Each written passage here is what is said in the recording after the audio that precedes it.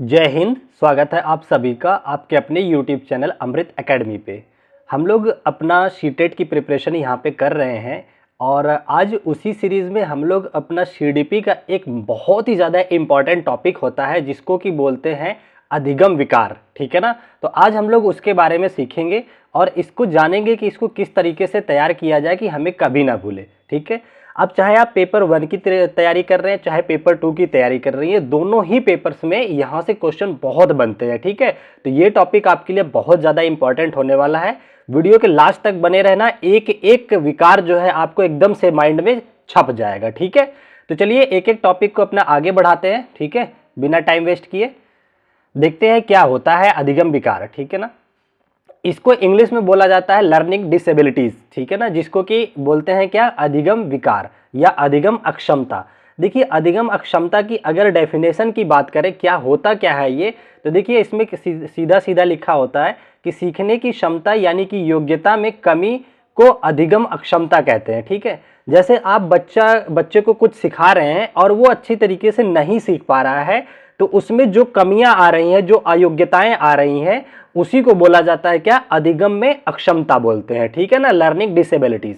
अब देखिए इसमें जो अधिगम में अक्षमता है वो कई तरीके से होती है। ठीक है ना, तो हमें उन्हीं तरीकों को जानना है, क्वेश्चन वहीं से बनते हैं। ठीक है। फिर अभी हम लोग प्रीवियस ईयर कुछ क्वेश्चन डिस्कस कर लेंगे ताकि आपका डाउट क्लियर हो जाए। ठीक है। देखिए सबसे पहला जो आपका आता है विकार, जिसको कि बोला जाता है डिसलेक्सिया। ठीक है ना, क्या बोलते हो, डिसलेक्सिया। तो ऐसे ही इसको समझो, डिसलेक्सिया मतलब कि इसको पढ़ने में ही दिक्कत हो रही है ना, ऐसे नहीं लग रहा डिसलेक्सिया डिसलेक्सिया डिसलेक्सिया, इसको पढ़ने में दिक्कत हो रही है, ये समझ लो। एक ट्रिक के माध्यम से ये समझो कि इस वर्ड को ही पढ़ने में दिक्कत हो रही है। किस वर्ड को, डिसलेक्सिया जो लिखा होता है। ठीक है। तो इसका मतलब पढ़ने में दिक्कत हो रही है, तो ये जो विकार है ये पढ़ने में समस्या से रिलेटेड है। ठीक है ना। तो देखिए पढ़ने से संबंधित कठिनाई को क्या बोला जाता है, डिसलेक्सिया बोला जाता है। तो एक चीज का ध्यान रखना, ये हिंदी में और इंग्लिश में दोनों तरीके से डिसलेक्सिया ही लिखा हुआ आपको मिलेगा। जैसे इस फोटोग्राफ में देखो, जब बच्चे को पढ़ना नहीं आ रहा तो वो थोड़ा चिंतित हो जा रहा है कि कैसे पढ़े, समझ में नहीं आ रहा है। अब इसमें देखो गलती क्या करता है बच्चा, उसकी बात समझो। बच्चा क्या करता है ना, वो कभी डी लिखा है तो डी को बी पढ़ लेगा, बी को डी पढ़ लेगा, इसमें कंफ्यूज होगा। अगर उसके सामने आप लिखोगे एम ई एन लिखोगे ना, और वो फिर इसको एन ई एम भी पढ़ सकता है। ठीक है ना। तो इस तरीके के पठन कौशल में उसके प्रॉब्लम आती है। ठीक है ना। तो इसी को बोला जाता है डिसलेक्सिया। ठीक है ना।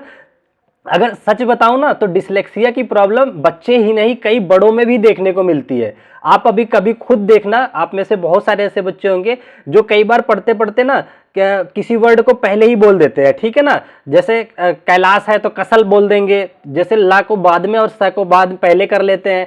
तो ये सारे जो विकार होते हैं, इस तरीके से पढ़ने में जो कठिनाइयां होती हैं, उन्हीं को हम लोग क्या बोलते हैं, डिसलेक्सिया बोलते हैं। ठीक है ना। तो समझ गए डिसलेक्सिया कैसे याद रखोगे, मतलब कि डिसलेक्सिया पढ़ने में ही बड़ा कठिन है। ठीक है ना, पढ़ने में ही कठिन है, इसका मतलब ये पठन कौशल से रिलेटेड होता है। तो इतनी बात आपको याद रखना है। पहला विकार समझ में आ गया। दूसरा जो विकार आता है वो आपका आता है डिसग्राफिया। ये काफी इंपॉर्टेंट है। ठीक है ना, और इसको याद करना बहुत आसान है। अब देखो डिसग्राफिया, पहले तो ये सुन लो, डिसग्राफिया जो होता है ये लेखन से संबंधित कठिनाई आती है, इसमें बच्चे को लेखन में विकार आता है। ठीक है ना। देखो ये केवल वर्ड पहचानना है, किस वर्ड से क्या होता है, डिसग्राफिया। आप ध्यान दो, ग्राफ वर्ड आ रहा है ना इसमें, देखिए ग्राफ ग्राफ आ रहा है ना। ग्राफ बनाने के लिए भी आप पेन का इस्तेमाल करते हो। देखो इस तरह से अगर हमें ग्राफ बनाना है तो पेन का इस्तेमाल करते हैं। लिखना होता है अगर हमें, तो भी हम किसका इस्तेमाल करते हैं, पेन का इस्तेमाल करते हैं। तो ग्राफ वर्ड से रिलेट कर लेना लेखन। ठीक है ना। तो डिसग्राफिया मतलब लेखन से संबंधित विकार। तो इसमें बच्चा गलती क्या करता है, वो लिखने की ही गलती करता है। जैसे बोला हमने ना, कैलाश अगर उसके लिखना है ना तो कई बार कैसाल लिख देगा, कैसाल लिख देगा, कैसल लिख देगा, इस तरीके से दिक्कत आती है। या बी को डी लिख देगा, डी को बी लिख देगा, इस तरीके के उसको लेखन में भी प्रॉब्लम आती है। तो बस आपको यही याद रखना है कि किस वर्ड का मीनिंग क्या है। डिसग्राफिया का मतलब जहां पे ग्राफ वर्ड आ गया, ग्राफ मतलब लिखना। ठीक है ना। तो लेखन से संबंधित अक्षमता होती है ये। तो आई थिंक अब ये इस ट्रिक से याद हो गया होगा। ठीक है ना। तो ऐसे अगर आप ट्रिक्स बना बना के याद रखोगे तो ये याद हो जाएगा, अदरवाइज अभी तो याद हो जाएगा, बाद में ये बहुत कंफ्यूज करते हैं। चलो अगला विकार पे आ जाते हैं हम। ये सबसे आसान होता है। ठीक है ना, पर पूछा बहुत जाता है। इसका नाम है डिसकैलकुलिया, ठीक है ना। क्या नाम है इसका? डिसकैलकुलिया। जैसे कि कैलकुलिया वर्ड से ही हमें समझ में आ जा रहा है कि कैलकुलेशन। इस फोटो से देखो यहाँ पे कैलकुलेटर बना हुआ है, यहाँ पे देखा वो बच्चा किससे प्रॉब्लम से फेस कर रहा है, जोड़ें, डिवाइड करें, मल्टीप्लाई करें, ये क्या करें, वो थोड़ा सा कंफ्यूज होता है। जब भी कभी गणितीय गणना से संबंधित कोई समस्या बच्चे के अंदर उत्पन्न होती है तो उसे क्या बोलोगे आप? गणितीय अक्षमता यानी कि डिसकैलकुलिया बोलोगे, ठीक है ना। अब समझ में आ गया, इसमें किसी को कोई दिक्कत नहीं होगी ना। Very nice. तो ये सिंपल था, ये आई थिंक आप लोगों को वैसे भी याद हो जाएगा, क्योंकि यहाँ पे देखिए कैलकुलिया वर्ड आता है, कैलकुलिया से आप कैलकुलेटर रिलेट कर लेना और कैलकुलेटर से कैलकुलेशन रिलेट कर लेना। तो मतलब गणितीय कैलकुलेशन में प्रॉब्लम, मतलब गणित में कोई भी अगर समस्या आती है तो किससे क्या आंसर करोगे आप लोग? कैलकुलिया, ठीक है ना। अच्छा, अब फोर्थ इंपॉर्टेंट टॉपिक आ जाता है आपका, जो कि एक तरह की अक्षमता है जिसको बोला जाता है डिसमॉर्फिया, ठीक है ना। डिसमॉर्फिया, डिसमॉर्फिया का मतलब होता है भ्रम वाली स्थिति, भ्रामक स्थिति होती है, ठीक है ना। अब भ्रम कैसे होगा? जैसे बच्चे ने एक दिन देख लिया ये मोर को, ठीक है ना, और एक दिन देख लिया मुर्गे को, ठीक है ना, मोर मुर्गा। उसने उसको समझाया गया कि मोर के पंख होते हैं, इसके पैर होते हैं, छोटी सी गर्दन होती है। उसने देखा, कहा अच्छा इसके भी पंख हैं, इसके भी छोटे से पैर है, छोटी सी गर्दन है, वो इसको भी मोर बोलने लगा, ठीक है ना। तो यहाँ पे वो क्या हो रहा है? बच्चा कंफ्यूज होता है, ठीक है। तो इसी को बोला जाता है क्या? डिसमॉर्फिया, जहां पे भ्रम की अवस्था आ जाए, ठीक है ना। कई बार देखो एक इंस्ट्रूमेंट आता है, आप देखेंगे ना, उसके सामने अगर मान लो आप इतने पतले से हो, बहुत पतले से हो, आपके सामने एक ऐसा मिरर लगा दिया जाए जैसे अवतल, तो आपको लगता नहीं कि आप बहुत मोटे से उसमें देख रहे हो। कभी कभी आप देखो बाइक होती है ना, बाइक की जो अगर व्हाइट सिल्वर कलर की टैंक है जो जिसमें पेट्रोल डाला जाता है, उसके जो ऊपर वाला भाग होता है उस पर कभी कभी आपकी इमेज बनती है, तो वो देखो आप देखने में एकदम स्लिम ट्रिम लग रहे हैं, उसमें आपको आप क्या दिखते हो? एकदम गोल मटोल से दिखते हो, तो आप एकदम भ्रमित हो जाते हो, ठीक है ना, कि अरे ये मैं ही हूं कि कोई और बच्चा है, ठीक है। तो इस तरीके से जहां पे भ्रम की स्थिति आ जाती है, बच्चे को चीजों को पहचानने में बच्चा डिफरेंशिएट नहीं कर पाता है दो चीजों को सिमिलर टाइप का, तो उसी बीमारी को क्या बोला जाता है? डिसमॉर्फिया बोला जाता है, ठीक है ना। जैसे कई बार बच्चे के सामने डॉग देखने को मिल जाएगा, अब डॉग देखो मेरे से तो बनता भी नहीं है, डॉग देखने को मिल जाएगा। अब डॉग को देख करके बच्चा ना सोचेगा अच्छा डॉग है, इसके एक मुंह है, ये पैर है और इसकी तो पूंछ है, ठीक है। अब उसके बाद उसने एक कैट देख लिया, अब देखा सारी सिमिलरिटीज कैट में वही भी है, तो डॉग को कैट बोलने लग गया। तो ये जो स्थिति आ रही है किसकी आ रही है? डिसमॉर्फिया, यानी कि भ्रम वाली स्थिति आ रही है उसे। तो अब ये याद रखोगे ना, डिसमॉर्फिया, मॉर से ऐसे याद रखना, मोर वाला कहानी याद आ जाएगी आपको। डिसमॉर्फिया, मोर मतलब मोर और मुर्गे की कहानी याद कर लेना, दोनों में कंफ्यूजन हो रहा है, तो ये ट्रिक याद रहेगी। Very nice. चलो आगे बढ़ते हैं फटाफट से, छोटा सा टॉपिक है। देखिए उसके बाद आपका पांचवा इंपॉर्टेंट आ जाता है डिस्फेसिया बोलते हैं इसको, ठीक है, डिस्फेजिया भी बोला जाता है। ये क्या होता है? संचार संबंधी बीमारी होती है। इसमें संचार मतलब बोलने और समझने से संबंधित विकार होता है ये, ठीक है, बच्चों के अंदर।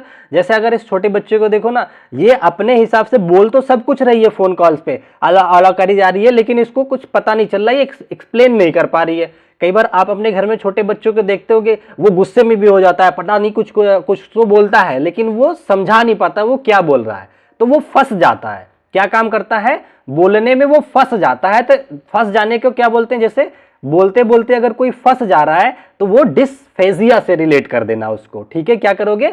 बोल रहा था बच्चा और फंस गया, बोलने में फंस गया या संचार करने में उसको प्रॉब्लम आ रही है तो डिस्फेजिया हो गया। तो ऐसे करके आप याद रखोगे तो ये भी याद हो जाएगा। तो डिस्फेजिया में क्या होता है? फंस जाता है बच्चा, क्या करने में? बोलने में, बातचीत करने में, ठीक है ना। तो ये क्लियर हो गया। Very nice. आगे बढ़ते हैं, अगली अपनी जो विकार है उसको देख लेते हैं। नेक्स्ट जो विकार है आपका डिस्प्रैक्सिया है, ठीक है ना। ये भी काफी इंपॉर्टेंट हो जाता है आपके लिए, ठीक है, क्योंकि यहां से भी बहुत क्वेश्चन बनता है। तो देखिए डिस्प्रैक्सिया में होता क्या है? ये शारीरिक विकार होता है, ठीक है ना, शारीरिक कौशल से संबंधी विकार होता है। देखिए शारीरिक कौशल से संबंधी विकार होता है। इसमें देखो इसको कैसे याद रखोगे? इसमें कई बार आप देखोगे ना बच्चा, देखो ये देखो, जैसे ये फोटोग्राफ्स है, मैं थोड़ा सा ऊपर करता हूं, हाँ, ये देखो बच्चा है ना, ये अपने पैर को पकड़ रहा है, इसका शूज के लेसेस ठीक कर रहा है, ठीक है ना। यहाँ पे देखो बच्चा फुटबॉल आ रहा है तो हाथ को यूं ना करके यूं कर रहा है, ठीक है। तो इस तरीके से देखो, इसके हाथ की डायरेक्शन देखो इधर है। हम लोग अगर फीते बांधते हैं लेसेस तो इस तरीके से करके बांधते हैं, लेकिन बच्चा यूं करके बांध रहा है, ठीक है। तो जब बच्चे को अपनी शारीरिक तरीके से विकार देखा जाए, वो उसको कोऑर्डिनेट ना कर पाए अपनी बॉडी को, तो उस बीमारी को बोलते हैं क्या, डिस्प्रैक्सिया बोला जाता है, ठीक है ना। तो अच्छा देखो, प्रैक्सिया इसको कैसे याद रखोगे, डिस्प्रैक्सिया में प्रैक्सिया, प्रैक्सिया में पैर वर्ड जैसा आ रहा है ना, पैर, प्रैक्सिया, ठीक है ना। तो पैर मतलब पैर शारीरिक अंग हो गया, तो पैर से रिलेटेड यानी कि हाथ बॉडी से रिलेटेड कोई अक्षमता दिखती है तो उसे बोला जाता है डिस्प्रैक्सिया, ठीक है ना। तो प्रैक से याद रखना पैर, तो ये आपको याद हो जाएगा, ठीक है ना। तो अब आपको आई थिंक ये क्लियर हो गया होगा डिस्प्रैक्सिया क्या होता है। चलो अब हम आ जाते हैं, आगे बढ़ते हैं। अगला जो आपका विकार है उसको बोलते हैं डिस्थीमिया, ठीक है ना। सातवां आपका जो विकार है क्या है, डिस्थीमिया। डिस्थीमिया क्या होता है, तनाव से संबंधित विकार होता है। इसमें व्यक्ति क्या करता है, अपनी चीजों को लेकर उलझा रहता है, काफी तनाव में रहता है। जैसे मान लो, अब इसको कैसे याद रखोगे, डिस्थीमिया। थीमिया का मतलब है, मतलब आपने अपने माइंड में बहुत सारे थीम्स बना लिए हैं, ठीक है ना, या अपने फोन में बहुत सारे थीम्स देख रखे हैं अलग अलग तरीके के, ये थीम वो थीम, आपने एकदम स्ट्रेस ले लिया है कि कौन सी थीम को मैं फॉलो करूं, कौन सी थीम अच्छी है, कौन सी ज्यादा यूजुअल है। तो मतलब जैसे ही आपने दिमाग में अपने थीम्स के बारे में सोचा तो आप क्या हो गए, तनाव की स्थिति में आ गए, ठीक है ना। तो इस वर्ड से, थीम वर्ड से आप याद रखोगे क्या, कि इतनी सारी थीम्स मैंने देख लिया कि मैं एकदम तनाव की स्थिति में आ गया। तो इससे पता चल जाएगा आपको कि डिस्थीमिया किससे रिलेटेड होता है, तनाव से रिलेट कर देना, ठीक है ना। तो डिस्थीमिया में बच्चा क्या करता है, पढ़ाई या किसी भी चीज को लेकर के काफी स्ट्रेस में रहता है, ठीक है। तो आई थिंक अभी इस ट्रिक से अभी याद रहेगा आपको कि थीमिया से क्या होता है, दिमाग एकदम थीम बना लेता है बहुत सारे, तो उसमें बच्चा क्या होता है, कंफ्यूज हो जाता है, ठीक है। चलो आगे बढ़ते हैं हम। अब हम इससे रिलेटेड कुछ जो है क्वेश्चन कर लेते हैं, ठीक है ना। देखिए एक, अभी इस क्वेश्चन का आंसर बताओ, कह रहा है एलेक्सिया। देखो डिसलेक्सिया को एलेक्सिया भी बोला जाता है, इसके आगे डिस लगा भी सकते हो, एलेक्सिया भी बोल सकते हो, तो ये बात आप याद रखना। तो मैंने क्या बताया था, एलेक्सिया पढ़ें या डिसएलेक्सिया पढ़ें, तो मतलब आपको पढ़ने में कंफ्यूजन हो रहा है, तो जब पठन से संबंधित अक्षमता आ जाए तो उसी को बोलते हैं डिसलेक्सिया या एलेक्सिया या डिसएलेक्सिया बोलते हैं, ठीक है ना। इसको पठन अक्षमता बोलते हैं। तो ये बात आप याद रखोगे। तो पहले क्वेश्चन का आंसर समझे, अपने से कर पाए थे ना, या मेरा देख करके बता रहे हो, आई थिंक अब कर पा रहे हो आप लोग। चलो आगे बढ़ते हैं अगले क्वेश्चन की तरफ। देखिए नेक्स्ट क्वेश्चन आ गया, आज जरा अपने से आंसर बताओ, डिसग्राफिया। ग्राफ वर्ड से कुछ याद आ रहा है, ग्राफ कैसे बनता है, पेन से बनता है, और लिखा किससे जाता है, पेन से, ठीक है ना। तो डिसग्राफिया किससे रिलेट कर दोगे आप, कहोगे सर ये तो लेखन अक्षमता हो गई, क्योंकि पैर ये ग्राफ आ गया ना, तो डिसग्राफिया आपका लेखन से हो गया। चलो आगे बढ़ते हैं। अब देखो हम यहाँ पे आपको रिवाइज करा देते हैं फटाफट से, जितने विकार हमने पढ़े हैं एक एक लाइन वन लाइनर बना करके आपको दे दिया, जिसको जरूरत है वो यहाँ से स्क्रीनशॉट ले सकता है, यहाँ पे फटाफट से आपका रिवीजन हो जाएगा। देखो डिसग्राफिया, ग्राफ वर्ड आ गया, या इसमें क्या होता है, लेखन विकार होता है जो सुसंगत रूप से लिखने की क्षमता को प्रभावित करता है, बच्चा ढंग से लिख नहीं पाता है, ठीक है ना। कैलाश कैसल जो एग्जाम्पल दिया है याद रखना।